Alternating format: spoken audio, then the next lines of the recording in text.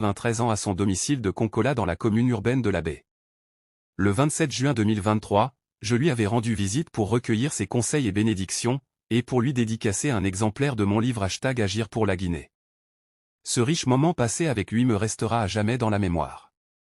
Cette grande icône de l'histoire syndicale, politique, littéraire et culturelle de notre pays est né à la Baie en 1931 où il a fait ses études primaires avant d'aller à Nancy, France, pour y poursuivre son cycle universitaire. Il fut membre du syndicat des enseignants guinéens. Il fut incarcéré au camp Boiro. Professeur de physique, il était directeur de l'école normale de Kindia lorsqu'éclata la révolte des étudiants en 1961. Le régime de Sékou Touré fit alors fermer l'école et entama une longue politique de représailles, basée sur la thèse de l'existence d'un complot des enseignants. Ibrahima Kababa fut arrêté et transféré au camp Boiro alors appelé camp de Kameyen.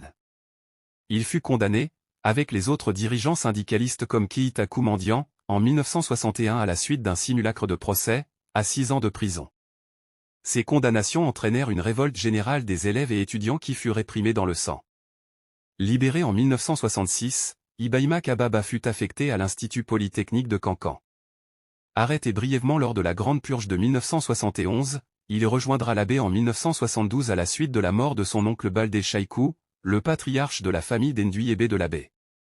En 1974, il est affecté à l'Institut Polytechnique Gamal Abdel Nasser de Conakry où il enseigna avant d'occuper le poste de premier directeur du Bureau guinéen des droits d'auteur. Source, Wikipédia. Paix à votre âme papa. Condoléances à la famille biologique et à l'ensemble du peuple de Guinée.